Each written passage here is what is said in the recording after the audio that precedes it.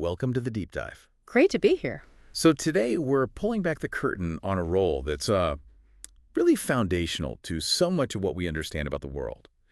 But it often operates kind of behind the scenes. We're talking about the survey associate.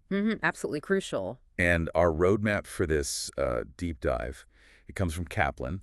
They've got this really comprehensive resource, 6 survey associate interview questions. Yeah, it's a good one. But look, this isn't just about prepping for an interview, right? Yeah, not at all. Our real mission here is to sort of unpack what really makes someone good at this. Gathering, analyzing, interpreting the data that ends up driving some pretty big decisions. Exactly. The skills involve both technical and, well, the people skills too. Right. Both sides of it.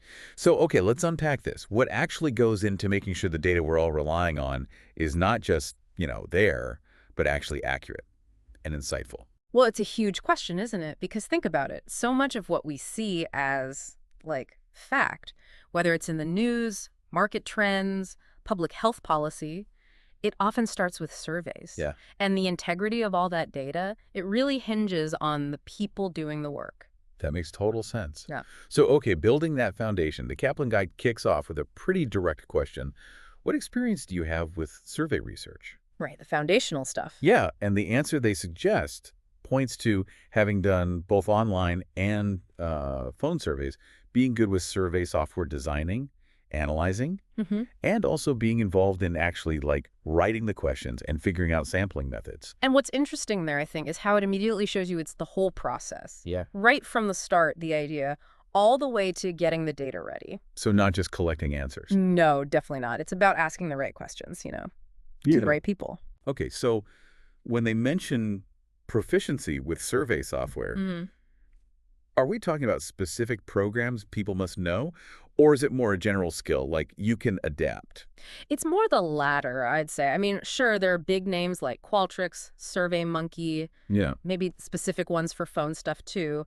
But the core thing is understanding why you're using a feature, not just how to click the button. Okay. Like, why use this question type for this data? How does it affect the person taking the survey? It's that level of thinking. Gotcha. Understanding the strategy behind the tool. Exactly. And, these skills, they're not just for a survey associate. They're fundamental for, well, an analytic methodologist designing complex studies or a pollster trying to gauge public opinion. It's really versatile stuff. Right, that makes sense. It's a transferable skill set. Mm-hmm. And speaking of strategy, that kind of leads us to the absolute backbone, doesn't it?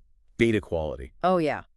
Critical. So the guide asks, how do you ensure the quality and accuracy of survey data? And it lays out 3 key things. Checking and editing questions before they go out. Super important. Pre-testing. Having quality control steps during data collection. Like monitoring interviews, maybe, or checking completion rates. Yeah, things like that. And then regularly looking for outliers. Weird data points and inconsistencies when you're analyzing it. And you really can't overstate how vital this is. Ensuring data quality. It's non-negotiable.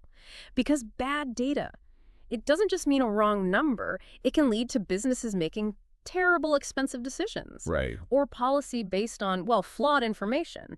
Imagine launching a product based on survey data that was skewed because of one badly worded question. Yeah. It undermines everything. You can't trust the analysis if the input, the raw data, hasn't been seriously checked and double-checked. I really see that. And, getting that data often involves dealing with actual humans, right?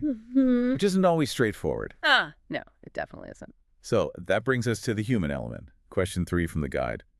How do you handle difficult or non-responsive survey participants? The tricky ones. Yeah. And the advice is, stay professional, stay respectful, always.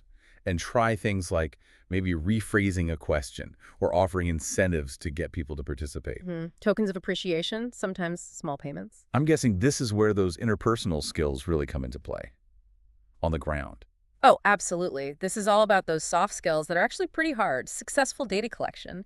It often comes down to really subtle communication, understanding kind of human behavior, how to keep someone engaged without being pushy. Right. It's not just about reading a script. It's about connecting with someone who might be busy or maybe a bit suspicious or just having a bad day. And finding a way to get their honest input respectfully. Exactly. I remember one time doing phone surveys, and this participant just kept trying to chat about, the weather, my day. How do you handle that? Well, you have to be polite, right?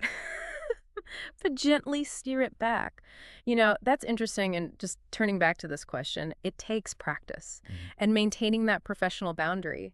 Sounds like a real balancing act. Sure. Okay, so you navigate the human element, you collect this hard-won data. Yeah. Now what? You got to make sense of it. The analysis phase. Yeah. So the guide asks, how do you analyze survey data? Mm. And it mentions specific methods. Using statistical software, SPSS is the example given. Right. SPSS or R, Python, sometimes even Excel for simpler stuff. Okay, so tools again. Yeah. And then creating tables, charts, graphs, visualizing the data, Key for communication. and doing significance tests to find real patterns in relationships. And this is where the magic kind of happens, isn't it? You're turning raw numbers, just lists of answers, into something meaningful, actionable intelligence. Yeah. Visualizations like charts and graphs, they make complex stuff accessible. You can spot trends that you'd just never see in a giant spreadsheet. True. And then the significance tests. That's the scientific part. It tells you if that pattern you think you see is actually real, statistically speaking, or if it could have just happened by chance. So it has rigor. Exactly. It's the difference between saying, looks like younger people prefer X, and saying, we found a statistically significant difference showing younger demographics strongly prefer X with 95% confidence. Much more powerful. Way more powerful. And the skill isn't just running the tests. It's knowing which test to run and how to interpret the results accurately, and then presenting it clearly without, misleading people with a fancy but inaccurate chart. Okay, that makes sense. Yeah. Now, in this day and age, you can't talk about data without talking about security and privacy. It's huge. Yeah, absolutely paramount. Yeah. So the fifth question tackles this head on. How do you ensure the confidentiality and security of survey data?